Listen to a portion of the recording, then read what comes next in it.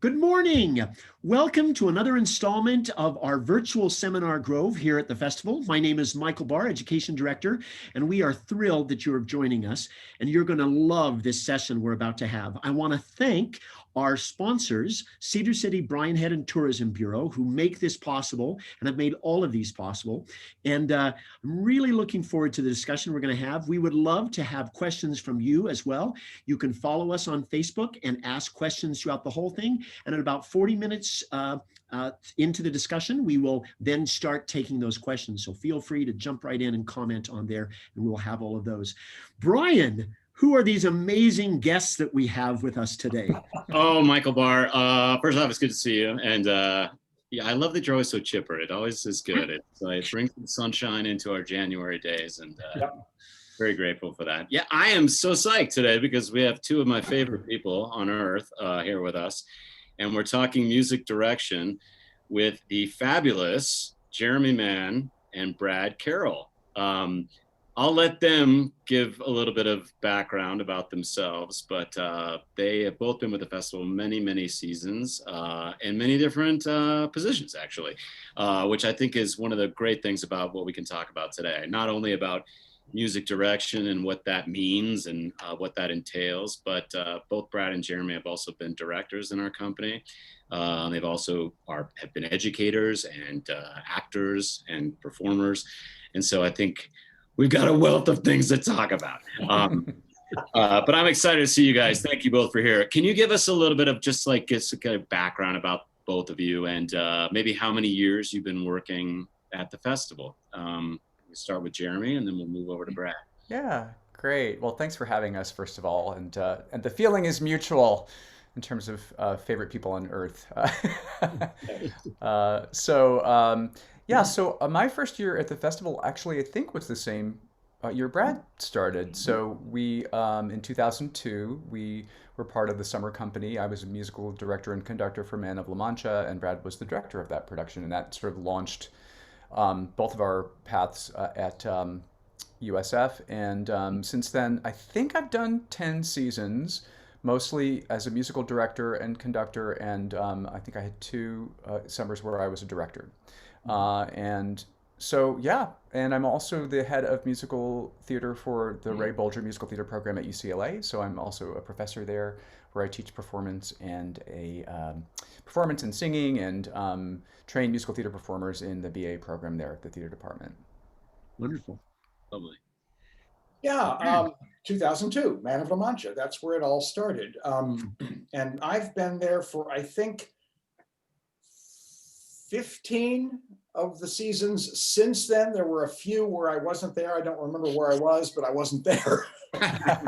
And this is actually, this summer doing Ragtime is my first time to ever music direct at the festival. I have only ever been a director, even though I took over conducting for Jeremy twice. First time.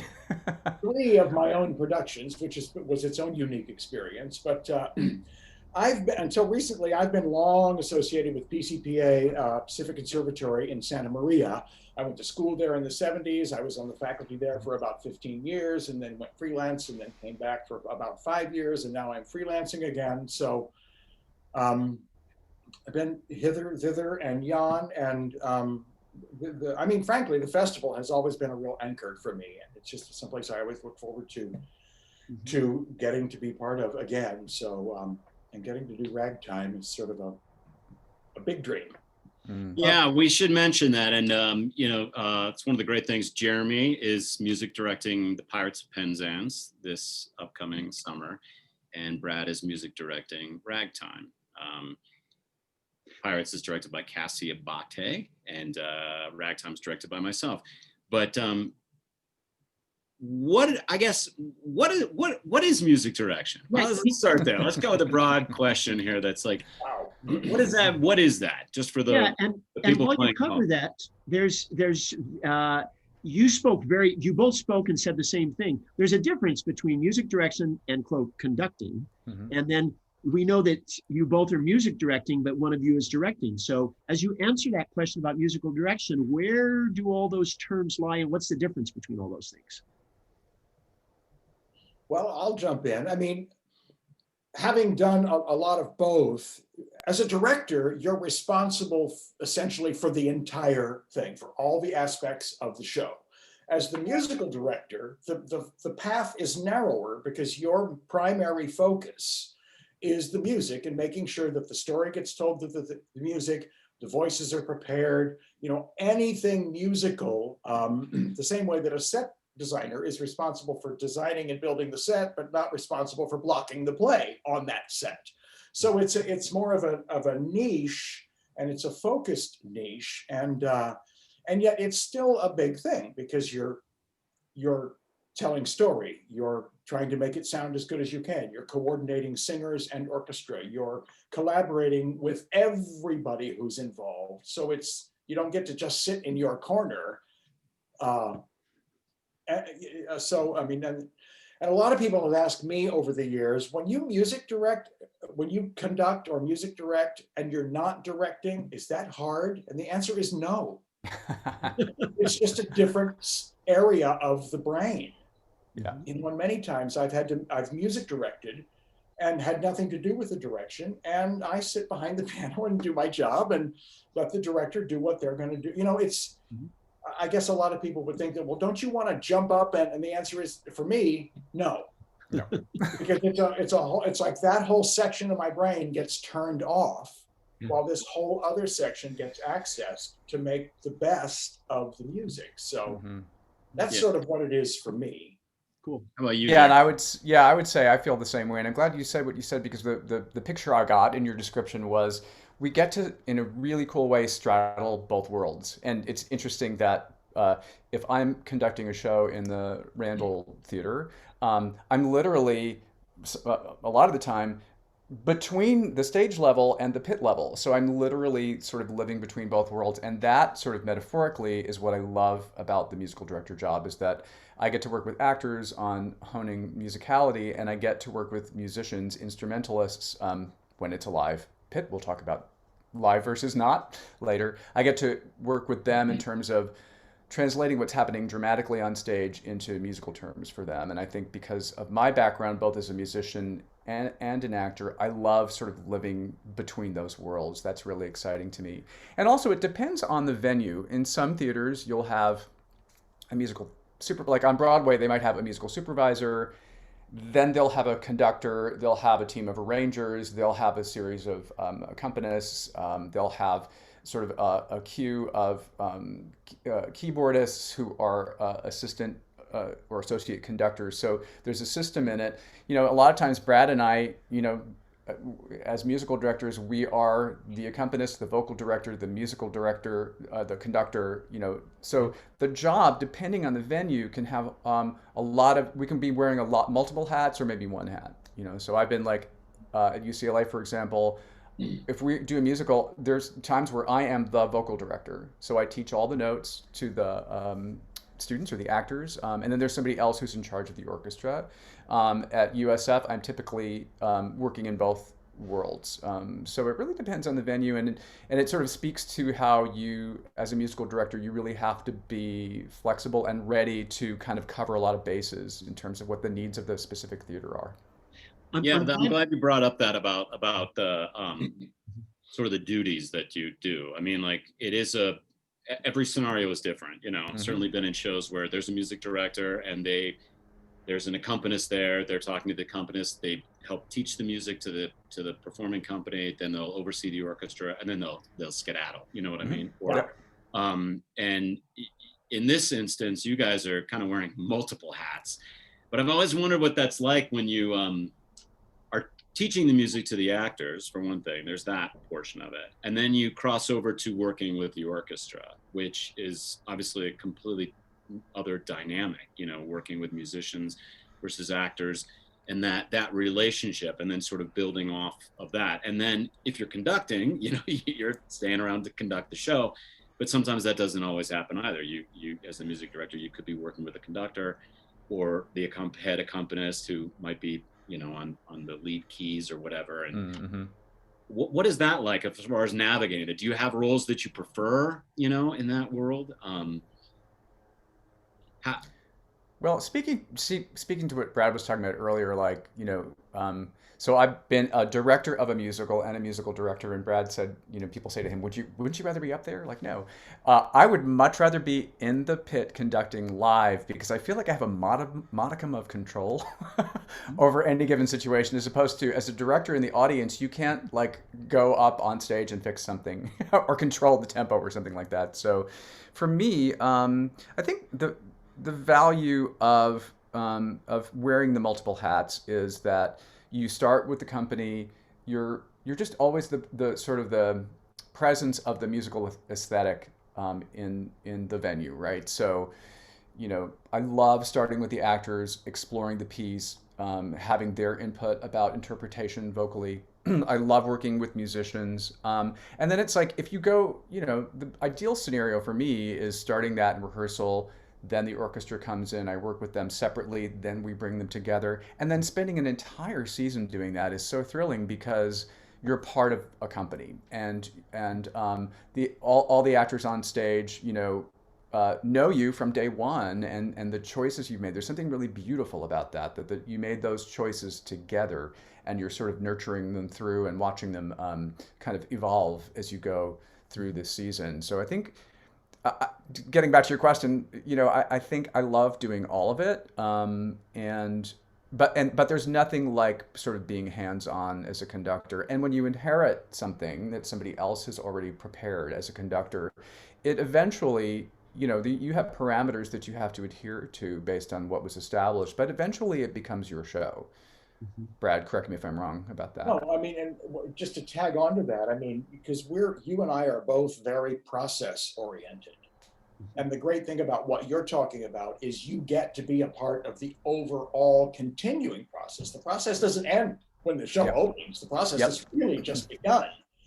You know what I mean? And to be part of that growth and just give and take with the audience every night. So tempos might be different. People might take pauses that you have to be ready to, you've got to be able to breathe with the actors rather than just beat time. And that's the great thrill of it, is that I wonder what's going to happen tonight. Kind of because it's always different. I mean, no matter what you do, it's always different because we're human beings. We're not machines. And that's the glory of it, I think, is just the process that never stops. And that it's a living organism, it's like, and so the variables, I mean, I'm not a daredevil or risk taker, except that I went to a career in theater. I always tell people, like, I'd much rather, like, I don't jump out of planes because I'm in theater. It's already, like, that would be redundant because it's a very risky career. But I love, I love having, not control of, but being in a situation where there's variables. There's a certain thrill to not knowing what's going to happen. And sometimes you're in a show with, an actor who is either wildly creative in their evolution of their performance or has a patter song that they don't necessarily always come in on the same verse for. And then you have to yell to the orchestra, they're actually on this measure now.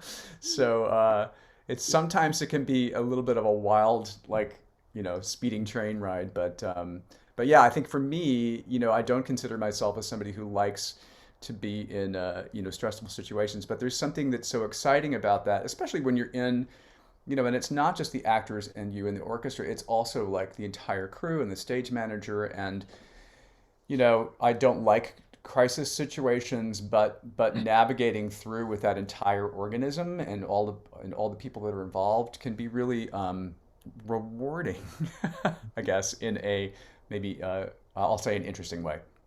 Yeah, well, and another thing that happens is in the pit, specifically with live musicians, is, a lot of people think they just show up, read the notes on the page and go home.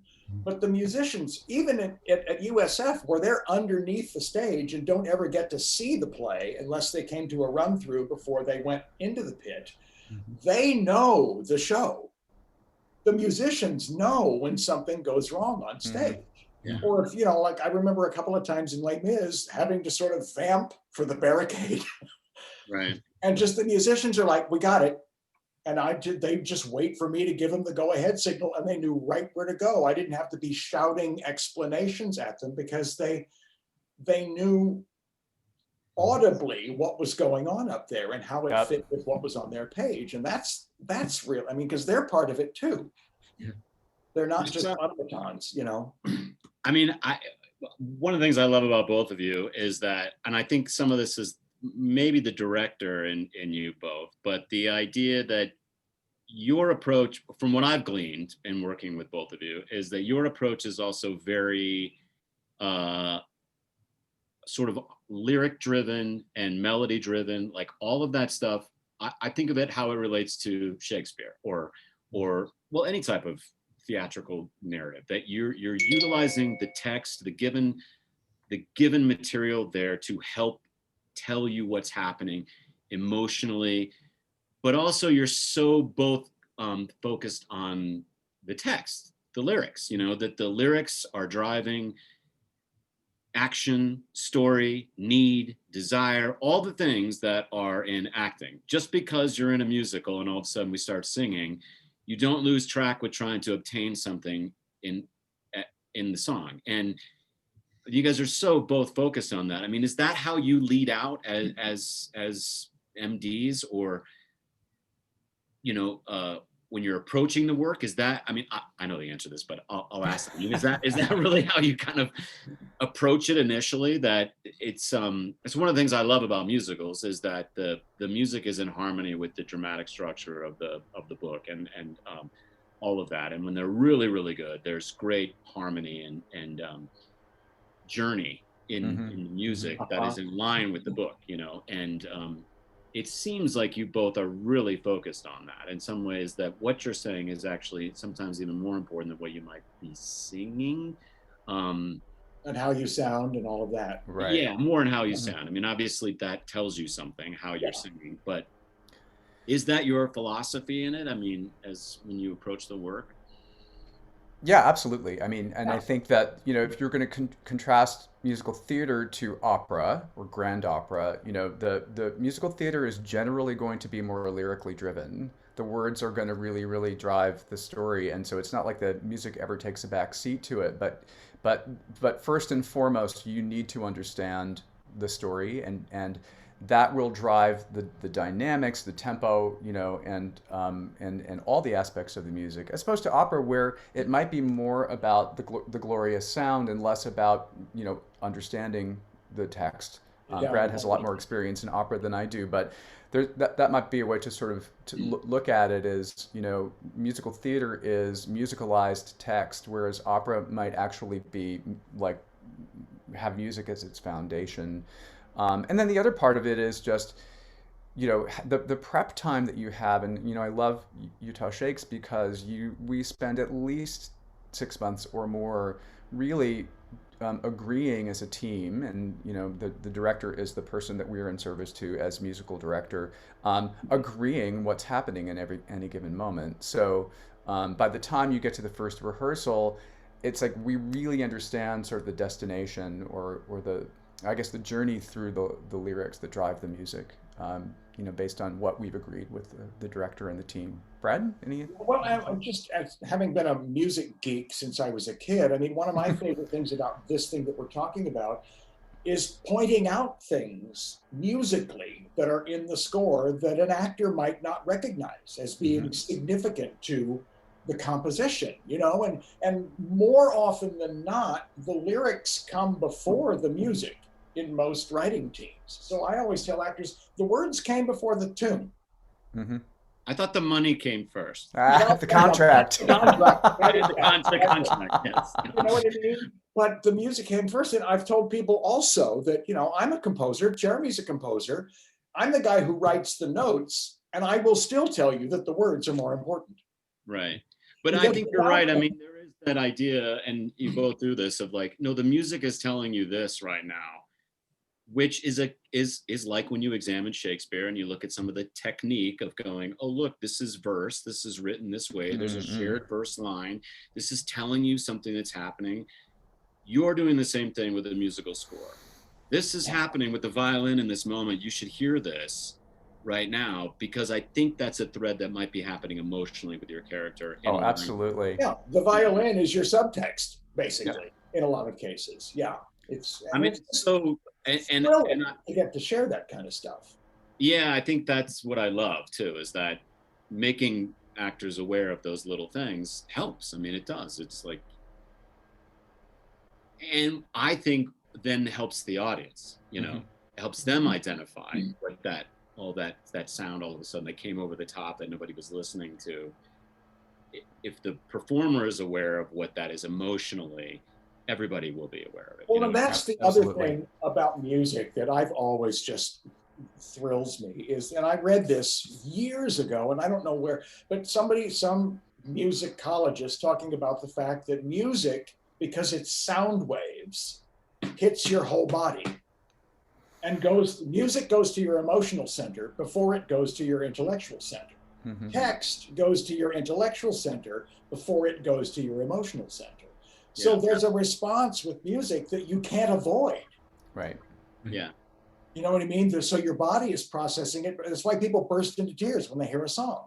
Yeah. Because it's gone directly to their heart before it made it to their head to go, don't cry, don't cry, don't cry. You know what I mean? Yeah. I just find that so just scientifically fascinating.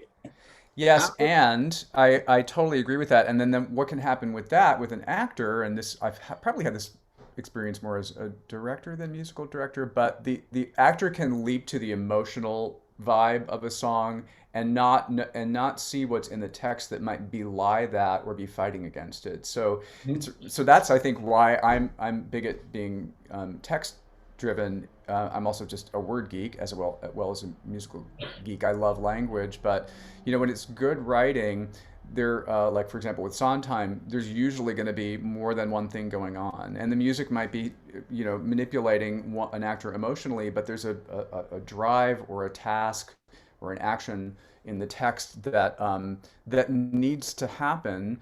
And so therefore we cannot get just, we can't become a weepy puddle inside that emotional vibe that Brad's talking about. We actually have to fight through it. Les Mis is the same way. Yeah. Do you have other examples about that? Because that's one of the things, and in fact, I swear I was in a rehearsal room once and I heard Brad talk about exactly what we're talking about here. Probably where there's this beautiful theme or musical theme. I've seen it in what you composed, where I go, oh, I see what you did there. And where you've got this music thing going on here while the lyric is doing this at the same time. And I think the Sondheim example is an excellent example where those things, the text and the music, are informing each other and telling the story before it ever comes out of the actor's mouth. Oh, absolutely. And sometimes, I mean, I think what you're talking about, it's when there's a tension between the two. Right. I mean, sometimes them being completely 100% aligned is the right choice. Yeah. But most of the time, human beings aren't that. Right. Human beings are, there's light and dark everywhere. So I think people who write music that are juxtaposing the light and the dark at the same time, it is, first of all, it's an art form, and not everybody is able to. Well, I think that's pure Roger and Hammerstein. I mean, all of those darker, I mean, the stuff that we don't get to do as much, the carousels and all that has that stuff going on. And they started with words first too, didn't they? Yes. Or they did. No, they did actually. And Rodgers and Hart, I think, was the other Hart. What they did the opposite, which I always found really interesting, is that Rodgers had a really successful career with somebody who started with the music, but Hammerstein worked the opposite way. Really fascinating. Yeah, I mean, like the warts and all, like the complexity of that. I think, Michael, is kind of what you're saying. There's like the humanity in the sort of weeds, the clunky stuff sometimes is actually really human. Yeah, right. It's absolutely. It's what I love about a Shakespeare text when I find, Shakespeare, the greatest writer in the world, et cetera, but there are problems in the text. And when you try to unpack those problems and you essentially try to get into Shakespeare's head back there, and the same thing happens in a dramaturgy or a musicology type of world too, as well. And that's why I love these type of conversations. I want to know how you both came to music. Like how did you both come to music? What was your upbringing? Because you're both actors. You both were actors. Did you play piano? Did you take music? I mean, what was your first? Jay, you want to take it first? Sure. Well, first of all, I was really blessed to grow up in a time and a location where public school arts education was top notch. I grew up in Port Washington, New York, outside of a 45-minute train ride from just 45 minutes from Broadway by train. So, I was in that environment. There's also very strong community and church opportunities, chorally and in theater. And I was the youngest of three children. I have two older sisters who are both professional musicians. And so it was sort of just in the DNA. My parents were choral singers, and by the time I started taking piano lessons, it was like there was no question that I was not going to do that. It was just part. So I was really, really lucky that I had that. Just the family support, but also there was just this great artistic community that I grew up in. So I did study piano, and around probably in elementary school and then in junior high, I started doing some theater, and then they started to kind of meld together. And I think my first musical direction job was my senior year of high school. Well, I played Yonkers in the first act of Gypsy, and then I got to conduct the second act because my choral director, musical director guy, who again, I was so blessed. He was a Broadway national tour conductor. He'd had a history as that. So it's like I can't even. It's just the good fortune that I had was amazing. And then I also conducted a production. My first solo gig was also my senior year of high school. I conducted a production of Fiddler on the Roof at the Community Synagogue in Port Washington. So I was always sort of between those two worlds. And I was thinking earlier how funny it was because by the time I got to thinking about what I was going to pursue in a university or a college, what came to the fore for me around ninth grade was music, because my sisters had pursued music in college. And my parents said, absolutely not. We already have two musicians. Like they were really against it. Then I got to high school and I played Will Parker in a production of Oklahoma by Rodgers and Hammerstein. Again, we're right near New York City. A professional choreographer from New York came out and choreographed it. It was a big hit. He shows up at a performance and tells my parents, Jeremy's talented. He could consider a career as a musical theater performer. And my parents were like, ding. So I always laugh because it's like they let me apply to colleges for theater after having said like music is not going to be like, viable or something like that. And so I always thought it was funny. But then, I wound up getting a musical theater conservatory as a performer. And I always just kept it going. I kept the music part of it going. And I'm really grateful because having the experience of being trained as an actor and being an actor, I know what it's like to live inside a musical. So that when I'm a musical director, I feel like I understand the process. I understand the challenges, the vulnerability, the obligations, and so that's always been I feel valuable to me in terms of being a musical director. And then I just have to acknowledge here in front of everybody that I would not be here without Brad Carroll, because Brad Carroll was sort of my post-college number one mentor in terms of what a musical director could be and how exciting musical theater can be. So I frequently, I kind of joke about this, but it's also true that like Brad Carroll taught me everything I know. Because there wasn't a clear path. I wouldn't have known, that there probably wasn't a school to go to for musical direction, for musical theater, and there aren't a whole lot of them right now. It's interesting. Brad and I often talk about how most people we know, there's a circuitous route to being a musical director, conductor for musical theater. There's no one path like, passing the bar and then becoming a lawyer. It's like there's all sorts of different paths. Brad? Well, thank you for that tribute, Jay. And I'll just clarify and say, I actually taught him everything I know. He did the rest. Well, I have sort of the country bumpkin version of that story. Again, it was music in the schools. Fourth grade, the Elkhart, Indiana, Bundy musical instrument people are going to come put instruments on display in the multipurpose room. And I was in 4th grade and I wanted to go, and I pointed at a tenor sax and said, I want that one. And the guys at the time, the tenor sax was as tall as I was.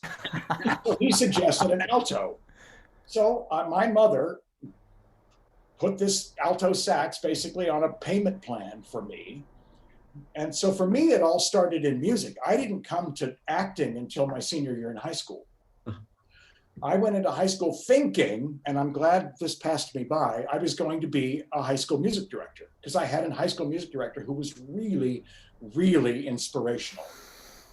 And I thought, well, I want to do that. So I just became this self-motivated maniac and taught myself how to play all the instruments in the band, and started kind of teaching myself piano. I never took piano lessons. And then got to college.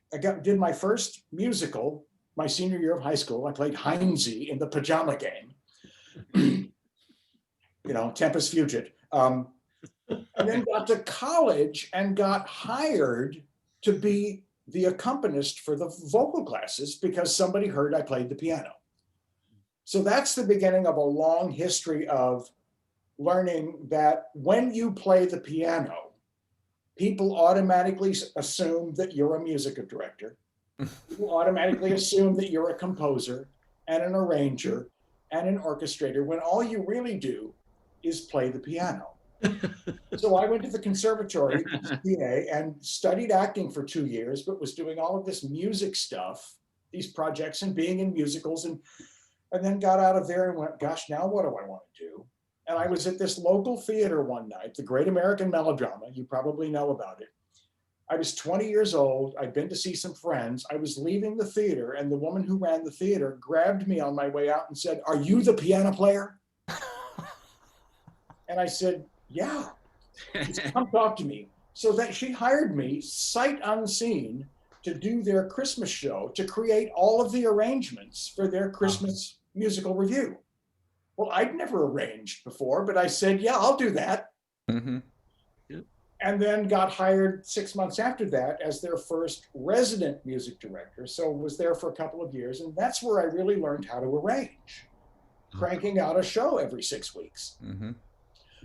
And then just one thing led to the next. And then I ended up going to New York to become a music director conductor. I lied to get that job because I had been wanting to get a conductor job, and nobody would hire me to conduct because I'd never conducted. Mm-hmm. So I told him that wasn't a lie, it was a fib. I had conducted the band in high school, I had drum majored, I had done all of that kind of stuff. And he hired me, and at the end of the summer, I said, I have a confession to make. We did Company, Pippin, and My Fair Lady in 2 weeks' time.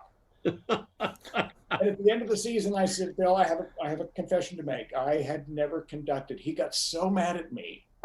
And I let him spit and spew. And then I said, "Were you disappointed in my work?" Mm-hmm. And he said, "No." And then I did 5 more seasons there. Oh my gosh. It's through that company that I met Jeremy. Yeah. So, and absolutely. then, and like Jeremy said, it's circuitous doesn't even begin to describe it. Yeah. But, when I was younger, I was braver, and I would just always say yes, even when I wasn't sure how to do what I was being asked to do, because I really wanted to do it. Yeah. I really wanted to learn. I really wanted to, so and that's sort of what it was for me, from the alto sax to whatever it is I'm doing now. Yeah. I mean, like, it is amazing how he's sort of like, that's kind of, you see that a lot in the theater, you know what I mean? Where it is that, yeah, I'll do that. You sort of fall into things and you learn by doing, you just sort of, but we've talked a lot about the toolbox, the actor's toolbox. And I think this is the same instance here as directors and, music directors and composers. Is the other thing I was just going to mention. You guys are both writers. You write music. I know each of you have written material. Do you like writing, each of you? I mean, is that something, like, if you could give it all up and be like, I'm going to write music, would you? Or I know, Jeremy. It's interesting because that's a really interesting, I love writing, and the good thing about writing is you could like be at home in your bathrobe and do it and don't have to show up. So that's a perk. But no, when I was a kid, we had a lot of Broadway cast albums in my house, and interestingly, we didn't go to a lot of Broadway shows, but we always had the cast albums, and so I think by the time I was maybe in seventh grade, I figured out you could check out complete piano vocal scores for musicals, like the ones the conductor would have used in the Broadway show. You could check them out. So I would literally be sitting, listening to the vinyl recording of a show like Fiorello and have the score in front of me and go through it. So little did I know that I was sort of prepping myself for what I was going to ultimately do. But I also thought, I remember thinking, because people frequently say, if you can think of something other than, being an actor, you should probably pursue it, right? If that's not your number one passion. And, when I was young, I think what I wouldn't have been able to articulate this, but I think what I always wanted to do was create it. And I think that's where the writing ultimately came in, was that there was a need in me to create it. It manifested early on as like, I'm going to be on stage, because that was what was available. And then later on, conducting. But I think what always fascinated me was how the pieces were put together. I mean, when you listen to the cast album of West Side Story and you look at the score, it is absolute, and you can, have even a rudimentary understanding of music on the page. It is absolutely staggering, the genius that goes into a process like that with Stephen Sondheim and Leonard Bernstein and Arthur Lawrence, and so I think from a very young age I had that bug, for writing and the fascination around the craft of writing, but I wouldn't have been able to like articulate like that's what I want to do. I just knew I wanted to make theater happen. Yeah, well, and for me, I came into writing because somebody asked me to write.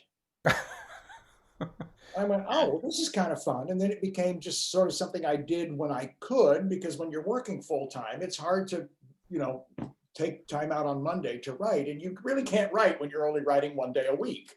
Mm-hmm. That's been the hard thing about it for me. And I love it because, again, it's a different muscle. It's a different part of your brain, even though it includes everything we've talked about so far. Mm-hmm. It includes the text, it includes the direction. I mean, it's everything, and yet it's completely separate. And the other interesting thing about writing to me is, basically, you write a song and you have created something that 2 hours ago did not exist in the world. Yeah. And there's a real thrill to that, whether anybody ever hears it or not. It's like finishing the hat. Yeah, exactly. It's totally 100%. Look, I made a hat. Yeah. And if you let that wash over you, you can't help but feel like you're in space, floating, going, oh my gosh, this happened, and that wasn't there a minute ago. And to dovetail off of that, I started out like writing I was a moody high school teen writing poetry, but I loved writing poetry. And then I started to realize, I can write lyrics and add music to them. And so then I had several years where I did that sort of privately on my own. And I think around the time I met Brad, I had sort of a body of work that I'd done. But then when I started to dabble in writing for theater, I realized, oh, wow, it's one thing to write from your own personal experience, but to write with the obligation that you really have to support, where the character is in any given moment. That was a huge leap for me, and it probably took me 10 years before I felt like okay about writing specifically for character. So I think there's this whole other obligation to that. And going back to Sondheim again, because he's brilliant, it's like you must actually be inside the character's psyche in order to authentically write for them, and that's a very challenging and that's brilliant what you just said there. And if I can make a list, we have a lot of young artists who watch these and also teachers who watch these. This is great advice you're giving so far. So I'm going to ask the question. If we have a young artist out there who, I want to do this. I want to write. I want to be a musical director. I want to do that. What would you advise that they do? Because what's happened at the hand of others, Jeremy, you talked about how you were writing and We all go through this. You knew it all. And then all of a sudden you find out, wow, I did not know it all. I've got to do all of this. Yeah. So included in that, who in the canon should you know? The fact that Sondheim has been talked about, and Bernstein and Rodgers and Hammerstein and all that type of stuff. Brad, I have heard at your knee, I have heard you talk about how you're a 40s guy and how you love, the writing that goes on there. So please give some advice to budding artists. What would you advise if they want a career in musical direction? And include in that advice what their canon, if I consider myself a fan and knowledgeable in musical theater, you better know this canon. What would you put on that list? Well, I think the big list is everything that has come before you. And that's a tall order, but I mean, somehow, as much of it as possible, even if you've only heard it once, you've heard it. Mm-hmm. You don't necessarily have to do what Jeremy did and get the score of Fiorello and follow along, but that's a really great tool, right, if you're able to do that, because then you can not only hear it, but you can see it. And I just think it's so important to, even if you want to write the biggest hip hop musical ever, Lin-Manuel Miranda, his favorite show is Camelot. Mm-hmm. Yep. And you look at the beginning of Hamilton and it's Camelot. You meet each individual character singly, and then by the end of the first scene, you know what everybody wants. And he knows the canon, all canons. Yeah. I mean, and as far as just writing, I'm working with a kid at SUU right now who has asked me these questions. I said, just write. Yep. If you get inspired, don't judge it, just write it down, and then get yourself a group of people or a person. Like Jeremy is still my go-to person. Like, will you listen to this and tell me if it sucks or if it's okay? You know what I mean? Find people that you trust, and not just people who love you and will tell you it's awesome, but try and find people that you will trust to go, this is good, but this part here is a little questionable. You know what I mean? Mm-hmm. So you've got somebody to bounce off of. I think that's the most important thing. So you're not just working in a vacuum. Cool. Jeremy? Yeah, I would 100% agree with that. And also, most people who do this are accessible, and even more so now in terms of being able to connect on the internet and things like that. And I find that most people who are musical directors or musical director writers, they want to give back. I certainly do. That's one of the reasons I'm a teacher. So I feel like that's crucial. And then in terms of the canon now, it's everything. And I'm not just talking about theater. I'm talking about, looking at all forms of music, because of course, what we call the Great American, or the golden age of musical theater, say like late 20s through early 1960s, all of those writers were being informed in all directions by other genres, by Fats Waller, jazz, by Duke Ellington, by all different, all different threads of what was sort of coming through into our culture. And so, but I will echo what's been said, which is, if you look at a contemporary musical that doesn't sound like Rodgers and Hammerstein necessarily, like Hamilton, if you dig a little deeper, you find out like, wow, those people knew their forebears. They knew how to craft a story. They knew how to do that through music and language, and so yeah, it's going back and just and steeping yourselves in great in the great work, and then Brad and I diverge a little bit because Brad knows the grand operatic canon in a way that I have like maybe 0.1% of in my head, but that also can inform what you do, and it just depends on kind of where your where your passions go in terms of style, I think. But there's a tried and true foundation of how a story is constructed and told truthfully through human beings on stage, and I think there's a commonality between, like Brad said, between Hamilton and Camelot. They both have an am in them. I just realized Hamilton, Camelot. See, never thought of that before, and that is called assonance, kids. That's right. Well, he was originally going to call it Hamelot, but he decided. Yes, but hopefully I answered that. But yeah, it's and Sweet. to me, it's also just being aware. You know, just really, really, and now of course because of the internet, you know the resources for for any kind of style of music, it's all over and accessible. Cool. I had to go to the library. And the other Yeah, thing, right. if you ask a successful novelist what to do if you want to become a novelist, they will tell you, read everything that has come before you. Yep. Even if you want to be a contemporary novelist, you've got to understand the legacy that you're part of. Mm-hmm. You know what I mean? Whether you use it or not, to know what it is, what it was. So if you depart from it, it's a choice and not an accident. You know what I mean? Yeah. I just think legacy, there's the word. Right.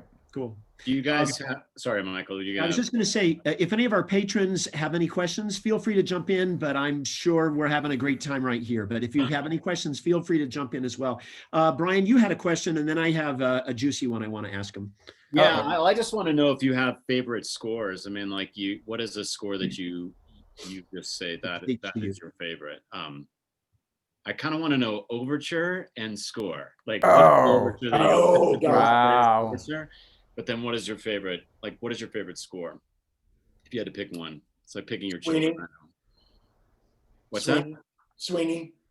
Sweeney Todd. Sweeney Todd. Oh, Brad. Sorry. You took mine.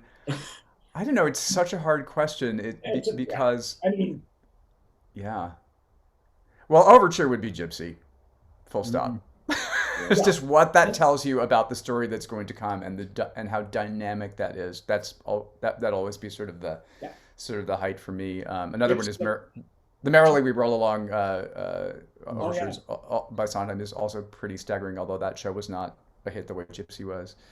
Gosh, musical wise, I mean Fiorello's on my brain now, and I think it's a show that a lot of people don't know. But the fact that Jerry Bach and Sheldon Harnick were able to create that piece about like a mayor from New York City in the 30s and his biography, like how does that work? But it winds up being this amazing slice of Americana, and story about people, somebody who really was fighting to unite people, and in spite of nefarious things that were happening around them. And I think things like that, or Sunday in the Park with George is another one. It's like, how is that even possible? that Sondheim and James Lapine wrote a piece about a painting and a guy creating it. And it's funny because Brad and I actually, shortly after we met, that was on Broadway originally, and I think I saw it at least 5 times. Yeah. And so I think that show for me is still really up there, because it's a combination of the craft is incredible, but just also the audacity of and Hamilton's the same way, the audacity of taking a story from history that might be obscure to a lot of people, and bringing it to this level of artistry and greatness. Interesting that how many of those that you've just mentioned won the Pulitzer Prize? Ooh, all 3 of them, I think. Coincidence? Yeah. Yeah.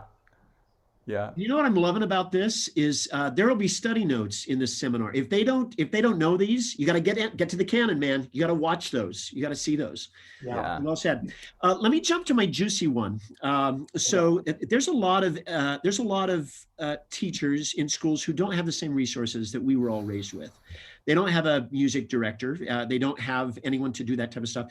So we use tracks a lot, and we know that tracks are used because of finances. They can't hire people and all that type of stuff, and that breaks my heart. I know within our own youth programs, I prefer to have people learn with a live musical director and live orchestra, because there's nothing better than that skill that you're going to learn.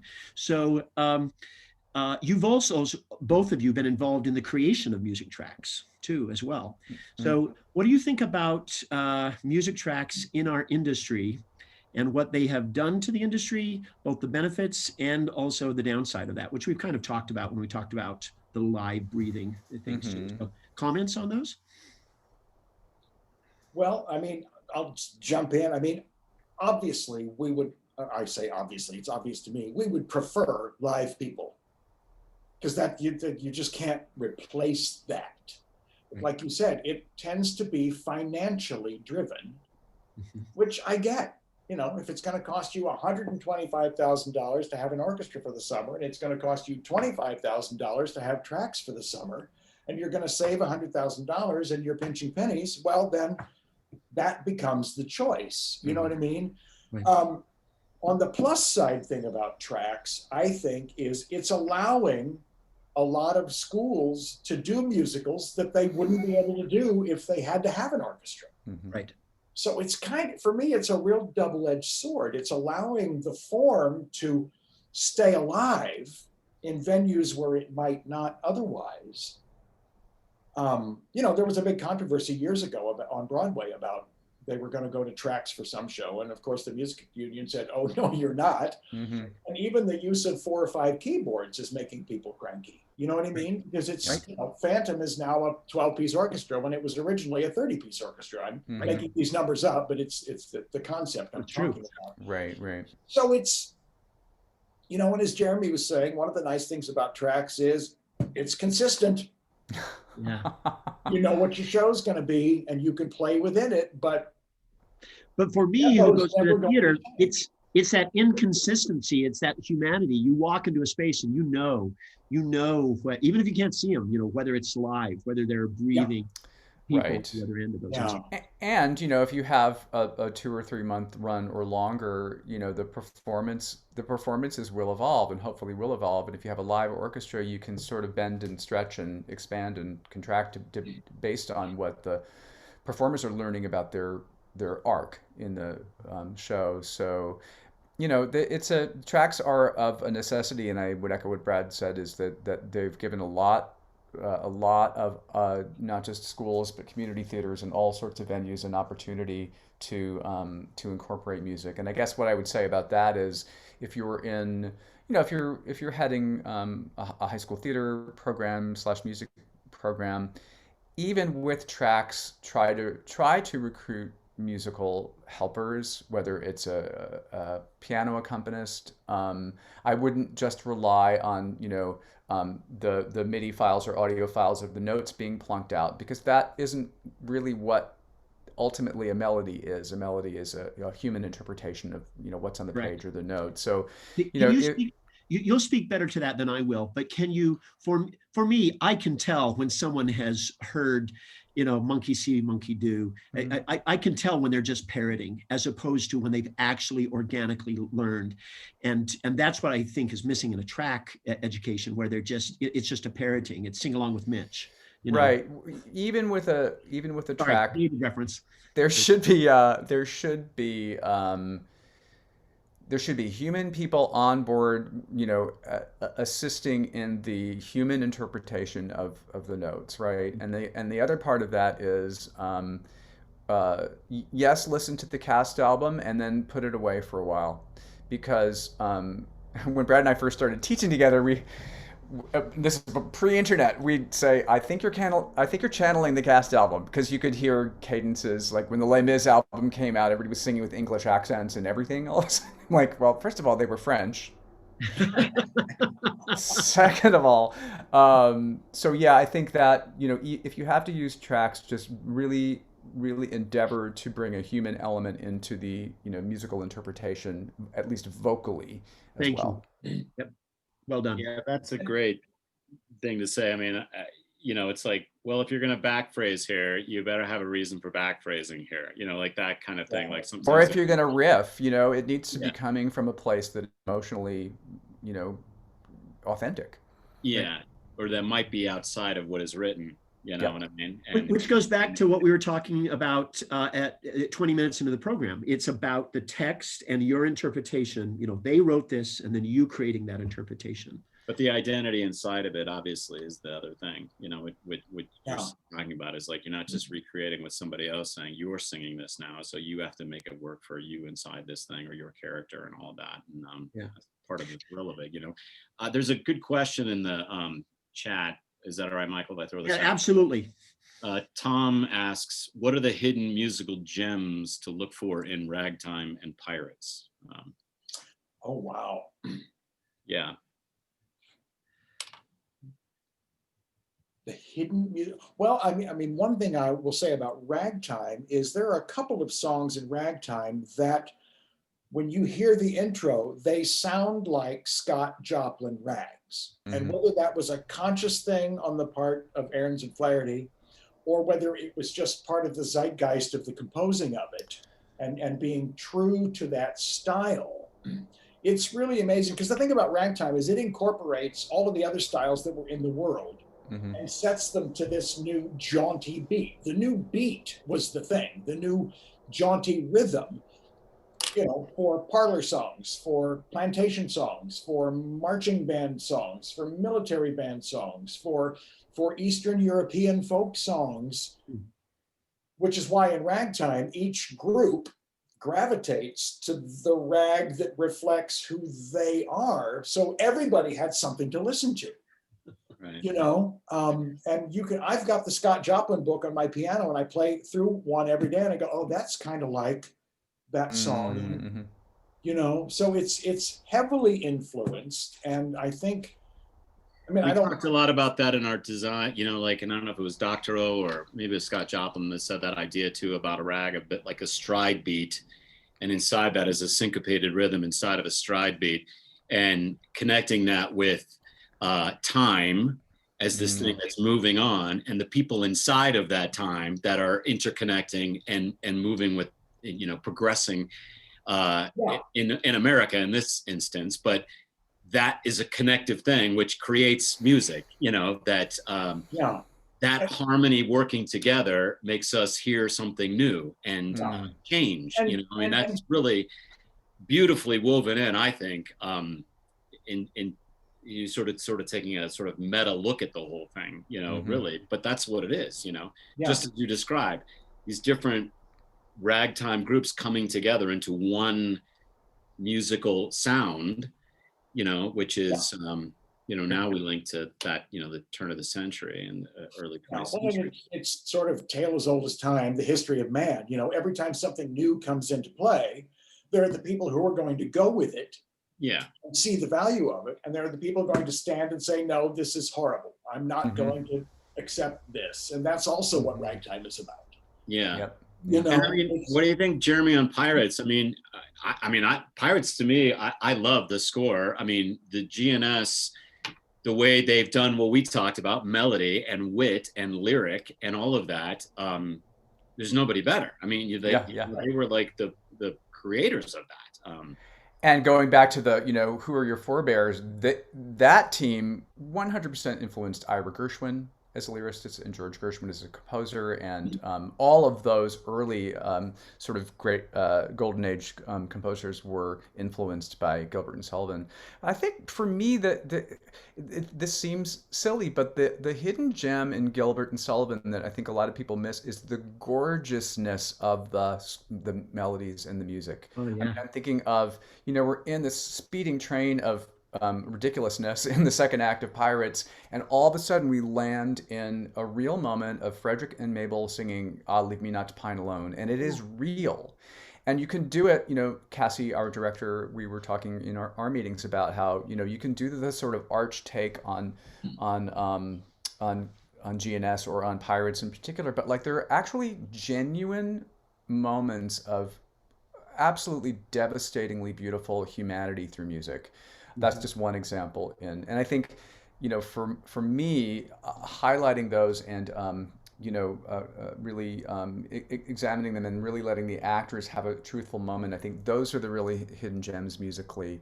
We're endeavoring to go for beautiful music as much as possible, in addition to all of the wackiness in the score. Yeah, I love that. I think you hit it on the head. It's sort of, that's what I always think of with GNS is like, you have these sort of archetypes sometimes, you know, then there's great wit and great intelligence in the writing, in the patter songs that are happening in there, and these kind of like, well, now we have the baritone song, or now we have the bass song. Yeah. But then you have these amazing arias that are connected with like love and connection, that are completely dialed in outside of like social commentary or anything like that. It's about people really falling in love and identifying with that in the moment, you know. Absolutely. It's really a great, I mean, that's why they're sort of inseparable, G&S. I mean, it's sort of, we've kind of talked about that in other instances, Rodgers and Hammerstein, these sort of writing partners, are like, they're just so in sync with the form of what makes them unique together, you know? Yep. Yep. Yeah. I would have loved to have been in the writing room for Cat-Like Tread. Because I mean, all of those lyrics are, we're going to be really, really quiet, and you've got this beautiful music. Dun dun dun ba dun dun dun. I mean, and now it lives on in commercials and stuff. But again, it's the juxtaposition that makes it work. It's I mean, that's with the comedy, is the contrast. You know, Poor Wandering One and all that type of stuff, which is just so beautiful. And then it's just amazing. Yep. I mean, it is sort of one of those things too, where you're like, oh, this is such dire conflict, and then, well, not really. By the end of it, you're like, ah, well, it's all happy. But you also just stop, you know, probably 10 minutes before the end of Act 1 of Pirates, and sing and have an entire stage full of people singing Hail Poetry. Oh, yeah. And stopping to say, by the way, this is the highest form of art that human will come out of humans' bodies and mouths Totally. that you'll ever hear. Yeah. Yeah. Great. I mean, sort of, I mean, Michael, you size up, but it is exactly that, you know, the power of music in that, how it does lift you emotionally and intellectually at the same time. Really unlike anything. It's really beautiful. Yeah. What a gift. What a gift this has been. Thank you so much. We are so very, very grateful for all the work that you've done for the festival over those many, many years, that La Mancha, everything else, just grateful for that. But this has also been a huge, rich, educational, enriching, empowering gift. So thank you. Likewise. Thank you. I want to thank our sponsors, Cedar City Bryan Head and Tourism Bureau, for making this possible. We're so grateful to be able to do this. You can find these and other conversations like these on our website. If you go to bard.org, go to the bottom of the page where it says Virtual Festival, click on that, and you'll find the many, many conversations we've had throughout the year. And you can also go to our YouTube channel, which you can subscribe to, and find them there as well. And next week, we're going to be talking to the people who work very closely with you, the choreographers who make this happen. So we've got some amazing movement and choreographer directions that you're going to see as well. So don't miss that. You'll enjoy as we talk about the magic of movement of the body and how that works here too as well. So thank you very, very much, Brad. Thank you very, very much, Jeremy. And we'll see you. So thank you. Bye-bye.